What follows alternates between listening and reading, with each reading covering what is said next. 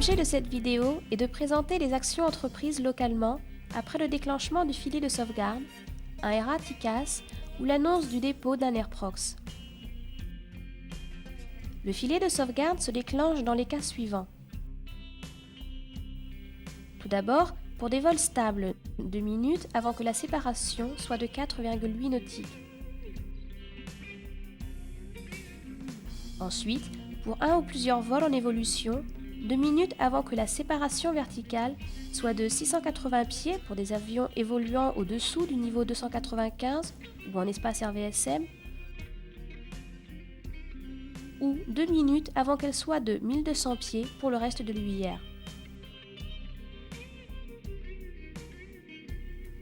Enfin, le filet de sauvegarde se déclenche 90 secondes avant que la séparation soit de 4,8 nautiques dans le cas où le niveau d'un des deux appareils est inconnu.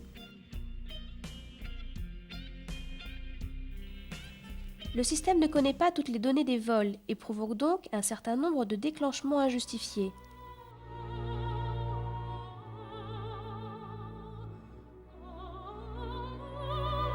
Depuis le 10 mars 1997, le logiciel Opera est chargé du traitement des alertes du filet de sauvegarde en remplacement de Patatrac.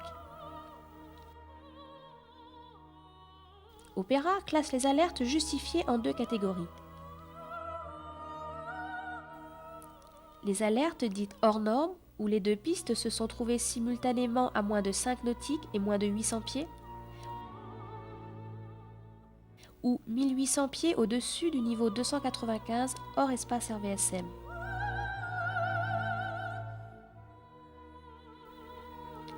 Les alertes dites hors normes réduites nationales, où les deux pistes se sont trouvées au cours de l'alerte à moins de 2,5 nautiques et moins de 500 pieds, ou moins de 1000 pieds suivant l'espace. Chaque centre détermine également ses normes, dites hors normes analyse locale, au moins égales aux hors normes réduites nationales et devant tendre vers hors normes, comme c'est le cas à Brest. Dans le cas d'une alerte dite hors norme réduite nationale, un avis est envoyé au chef de salle sur l'imprimante Léanor. Malheureusement, ce message est noyé dans une quantité d'autres messages, activation de zone et autres, sans que son caractère prioritaire ne puisse clairement apparaître. Notez qu'il est souhaitable de rédiger une fiche d'incident lors d'alertes jugées hors normes réduites nationales réelles et chaque fois que le cas présente un intérêt au niveau du contrôle. Le STR a comme fonction particulière de se mettre en pré-alerte dès qu'une situation risque d'évoluer vers un conflit. En cas de déclenchement d'alerte, l'enregistrement informatique est automatique en salle COTRA, et ceci dès le début de la pré-alerte. Une ou plusieurs fois par semaine, le service technique imprime un listing de toutes les alertes. Ce listing est remis à l'entité qualité de service. Celle-ci procède alors à plusieurs tris successifs. Un premier tri permet d'éliminer les alertes inutiles, comme des garblings, des alertes en CTR Jersey ou dans des espaces délégués aux approches.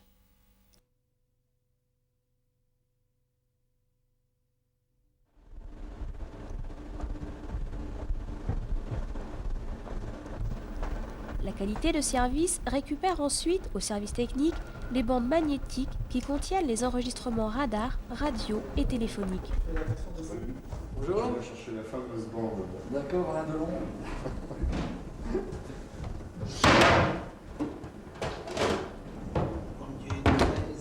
Tiens, voilà. Ces bandes, de 72 pistes, sont lues sur un lecteur Assmann, en salle dite revisu.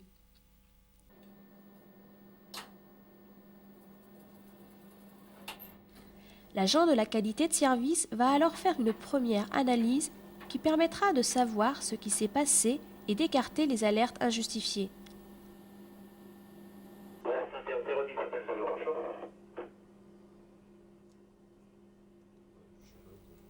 Ce deuxième tri étant fait, la qualité de service va, pour ce qui concerne les cas justifiés, récupérer les strips auprès du BTIV, Obtenir de la FMP l'état d'ouverture des secteurs et leur charge de trafic. Voilà. KML 736, Balaire 370. Et la date du 2.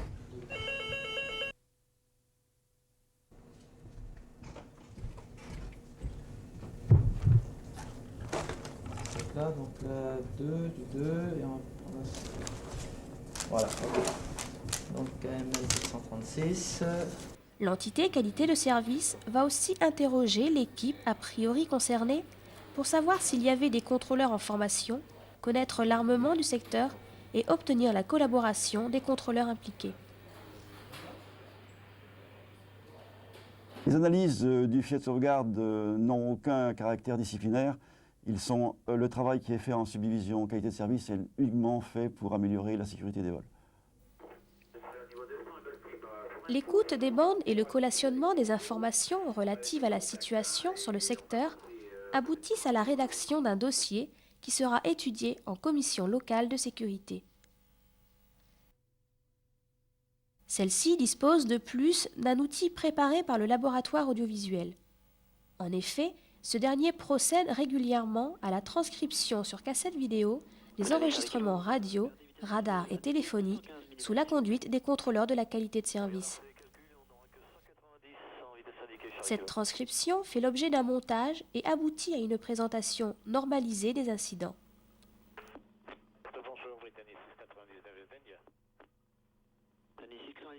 En commission locale, la majorité des déclenchements de filets de sauvegarde sont ainsi présentés sur écran de télévision, voire sur écran mural.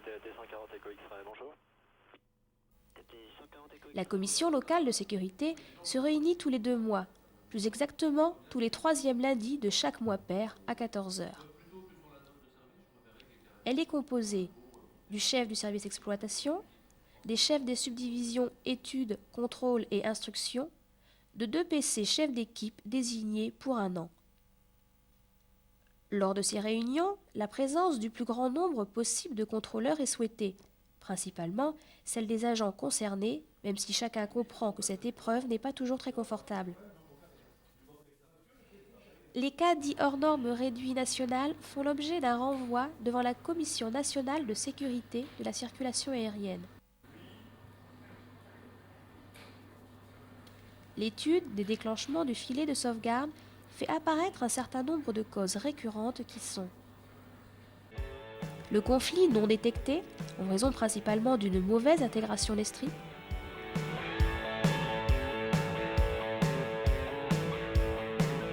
une charge de trafic trop importante, surtout lors de séances d'instruction,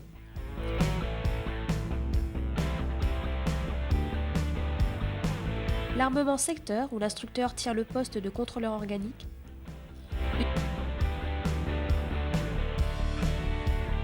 une mauvaise gestion de conflits pouvant être due à une méconnaissance des perfo-avions en FIR ou à la non prise en compte des vents en altitude,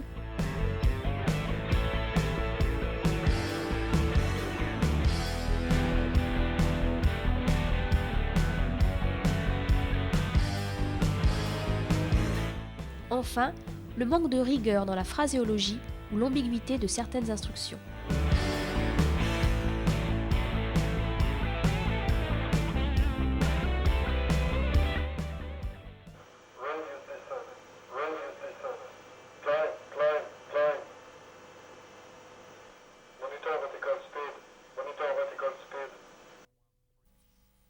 Dans le cas d'un Resolution Advisory, annoncé par le pilote, il appartient au contrôleur de remplir le formulaire TICAS ainsi qu'une fiche d'incident afin d'obtenir un vidage STR.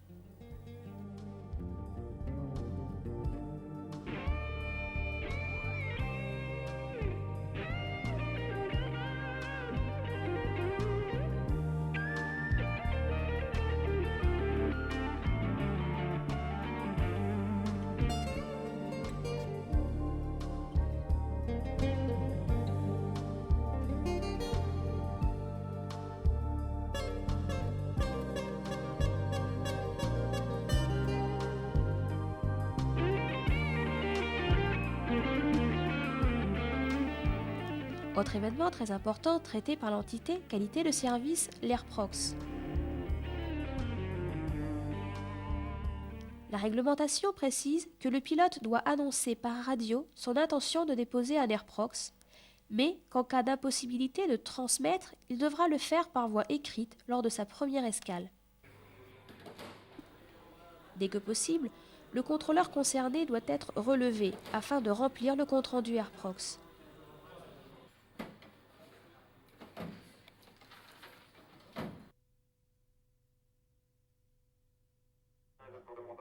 Le chef de salle avise l'IPE et prend les mesures nécessaires afin de conserver les enregistrements radar, radio, téléphone, ainsi que tous les éléments utiles à l'enquête. Il est ainsi recommandé d'obtenir le plus rapidement possible le témoignage du commandant de bord non plaignant.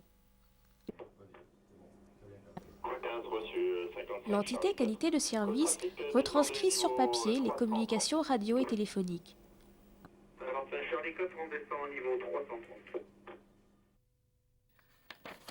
Elle a également pour charge de rassembler un maximum d'informations portant sur la situation météorologique, la charge de travail, l'armement secteur, la situation d'instruction, les activités militaires, la situation technique, etc.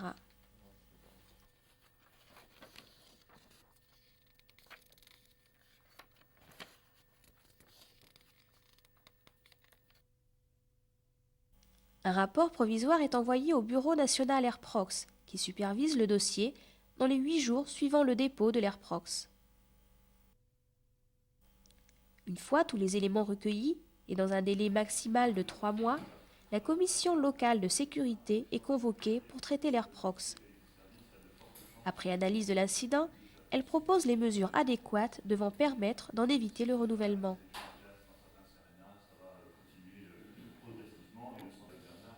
Le dossier est alors envoyé à la Commission nationale de sécurité de la circulation aérienne, qui est chargée de clôturer l'enquête. Elle conclut au classement dans l'une des 4 catégories. A. Risque d'abordage. B. Sécurité compromise. C. Aucun risque d'abordage. D. Risque non déterminé. À signaler que, malgré l'augmentation du trafic, le nombre d'airprox déposés au plan national est en diminution et est toujours très faible dans l'Ouest. L'objectif de la qualité de service est de permettre de détecter les déficiences concernant la sécurité du trafic aérien afin de proposer les mesures utiles pour y remédier. Notre collaboration est donc nécessaire afin d'assurer le plus haut niveau de sécurité.